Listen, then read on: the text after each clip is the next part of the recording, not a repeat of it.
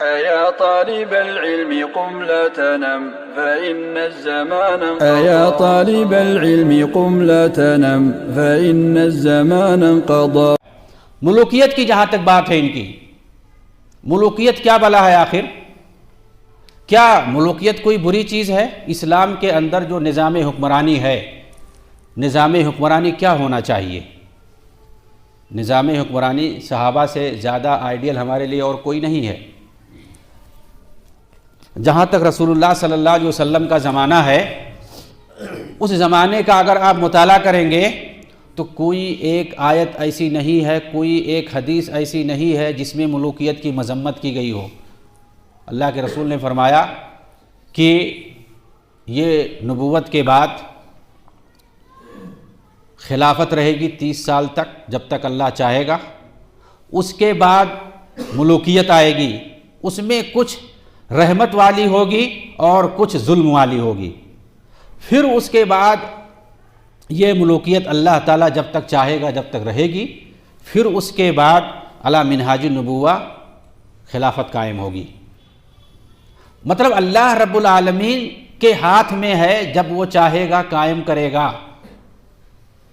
ہمارا کام نہیں ہے کہ ہم حکومت قائم کریں۔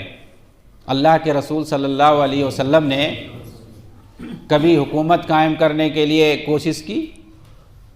حکومت میں اگر بتاؤں، اقتدار، حکومت، بادشاہت، یہ سب اللہ کی طرف سے انعام ہے۔ آپ قرآن کا مطالعہ کیجئے، اللہ تعالیٰ نے بنو اسرائیل پہ فضیلت بتائی ہے، احسان جتایا ہے کہ ہم نے تم کو بادشاہت دیا۔ بہت سارے انبیاء ایسے ہوئے جن کو ہم نے بادشاہ بنایا۔ حضرت سلیمان کو بادشاہ بنایا، حضرت داؤد کو بادشاہ بنایا، یوشع بن نون کو بادشاہ بنایا۔ بہت سارے انبیاء ہیں، ہم نے بادشاہ بنایا، بادشاہت عطا کی۔ یعنی بادشاہت دینا یہ فضیلت کے طور پر اللہ تعالیٰ نے بیان کیا ہے۔ اور خود ایک جگہ ہے اللہم مالک الملک تؤتی الملک من تشاء وتعز من تشاء وتذل من تشاء۔ اللہ جس کو چاہتا ہے بادشاہت دیتا ہے، جس کو چاہتا ہے عزت دیتا ہے، جس کو چاہتا ہے چھین لیتا ہے۔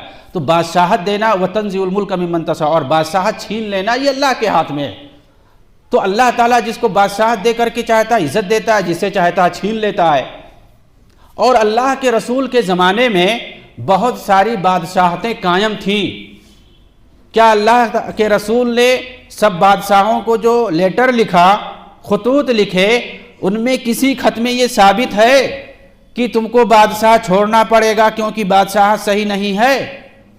کہیں نہیں ثابت ہے۔ آپ نے سیدھا سیدھا لکھا ہے کہ اسلام قبول کر لو، بادشاہت وادشاہت کا نام تک نہیں ذکر ہے۔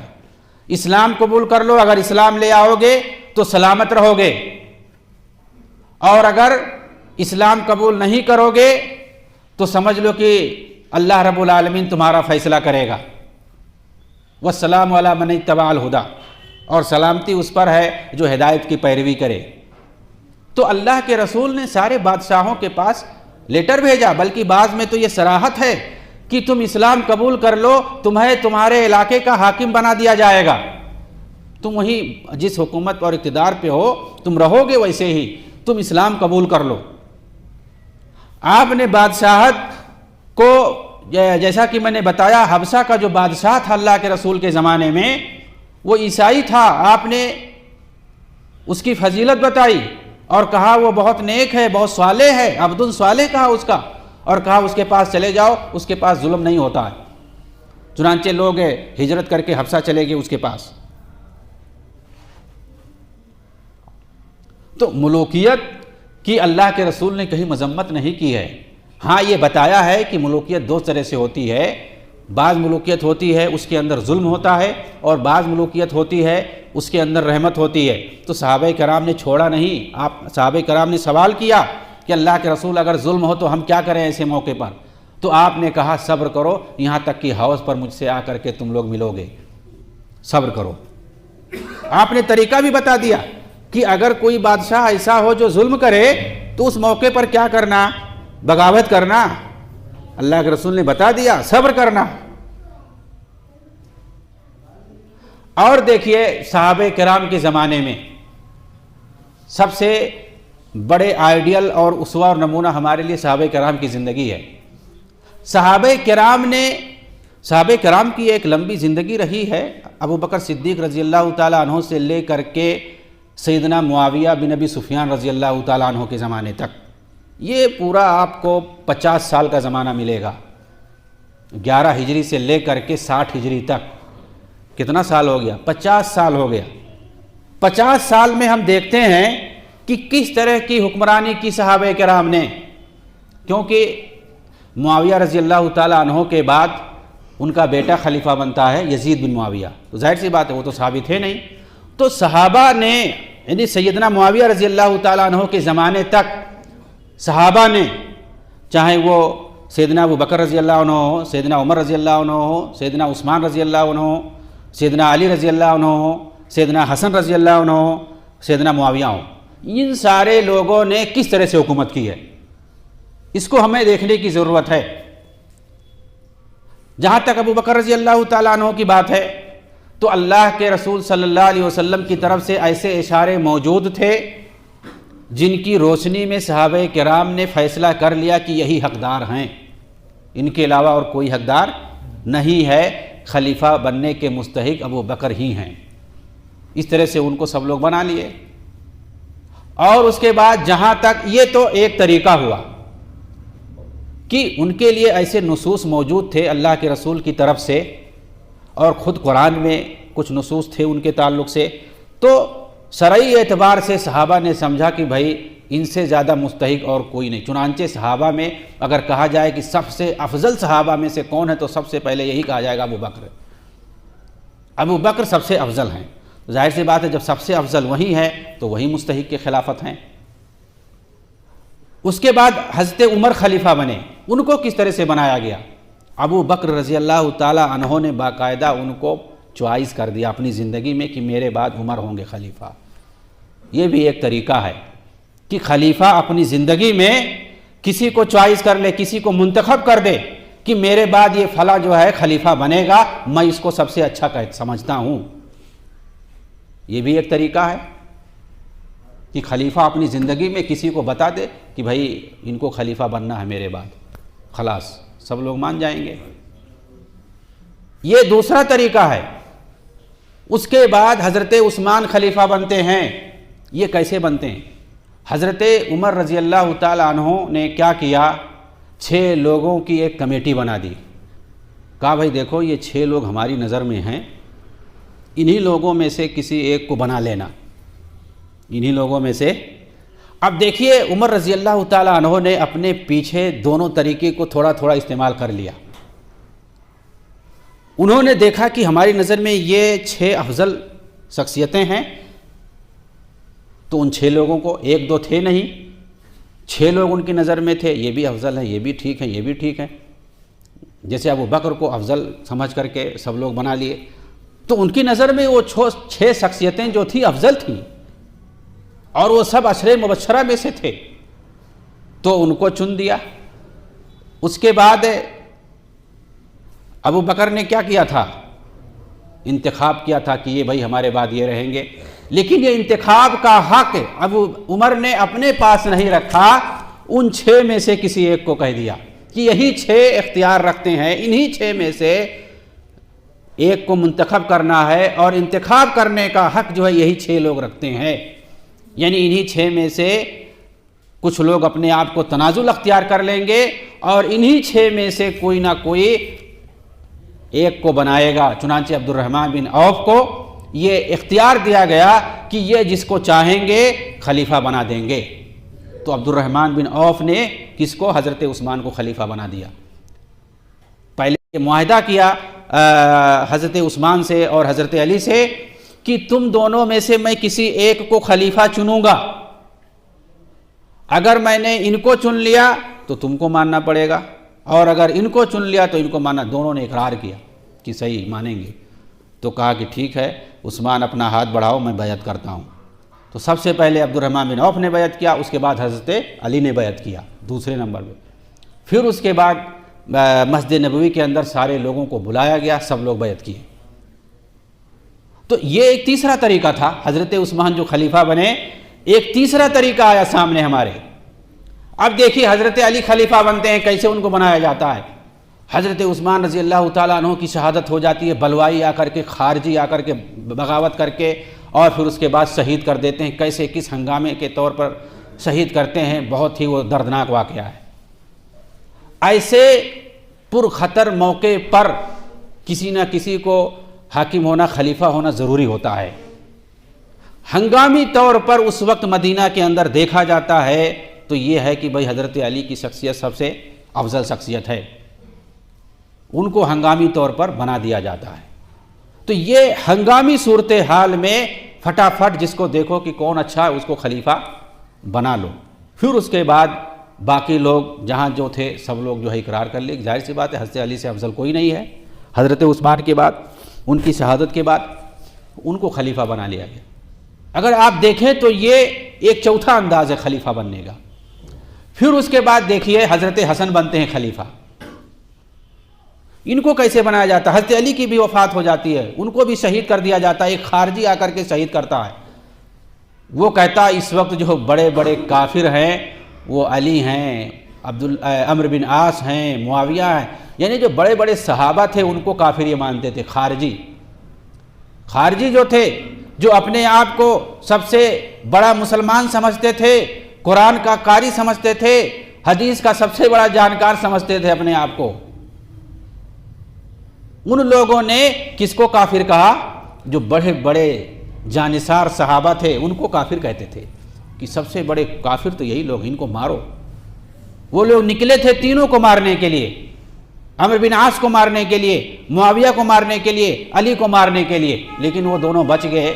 حضرت علی رضی اللہ تعالیٰ عنہ کو یہ لوگ مارنے میں کامیاب ہو گئے۔ ان کے بعد خلیفہ کون بنا؟ حضرت حسن بنے۔ کیسے بنے خلیفہ؟ لوگوں نے دیکھا کہ کوفہ کے اندر حضرت علی کے بعد حضرت حسن رضی اللہ تعالیٰ عنہ ہیں، ان کو بنا دیا جائے۔ ان سے پوچھا گیا تو انہوں نے کہا کہ بھائی دیکھو ایسا ہے، حضرت علی نے جب وہ زندہ تھے تو ان سے پوچھا گیا تو کہا میں اپنی زبان سے نہیں کہوں گا۔ لوگوں نے کہا حضرت حسن کو بنا دیں، کہا تم لوگوں کی مرضی ہوگی تو بنا دینا۔ تو لوگوں نے حضرت حسن کو خلیفہ بنایا، چنا، لیکن یہ الگ ایک حساب سے تھی۔ حضرت حسن کون تھے؟ جو پہلے خلیفہ ہے اس کے بیٹے تھے، خلیفہ کے بیٹے تھے، خلیفہ کے خاندان کے تھے، جسے ہم وراثت کہتے ہیں، موروثی کہتے ہیں۔ چاہے خلیفہ خود چنے یا کوئی دوسرا چنے، بہرحال وہ موروثی ہی ہے، کیونکہ خلیفہ کا بیٹا ہے۔ وہ ورث سلیمان داؤد، حضرت سلیمان داؤد کے وارث بنے تھے کہ نہیں بنے تھے؟ ظاہر سی بات ہے، بیٹے تھے۔ ایسے ہی حضرت حسن وارث بنے کس کے؟ حضرت علی کے خلافت میں، حضرت علی کے بعد خلیفہ بنے۔ یہ بھی ایک طریقہ ہے، کوئی حرج نہیں ہے۔ یہ جو بولتے ہیں موروثی کچھ نہیں ہے اسلام میں۔ اگر اپنے ہی خاندان میں اپنا ہی بیٹا اگر حقدار ہے، مناسب ہے تو بنایا جا سکتا ہے، اور صحابہ نے بنا کر کے دکھایا حضرت حسن کو، یہ کوئی غلط نہیں ہے۔ اگر اپنے خاندان میں اپنا بیٹا ہی کیوں نہ ہو، اگر وہ حقدار ہے حاکم بننے کا ہمارے بعد تو بنا سکتے ہیں، کوئی حرج نہیں۔ اس کے اندر صلاحیت ہونی چاہیے، اس کے اندر اقتدار کی صلاحیت ہونی چاہیے، اس لائق اسے ہونا چاہیے، بنانے میں کوئی حرج نہیں ہے۔ یہ موروثی یہی لوگ مشہور کر رکھے ہیں۔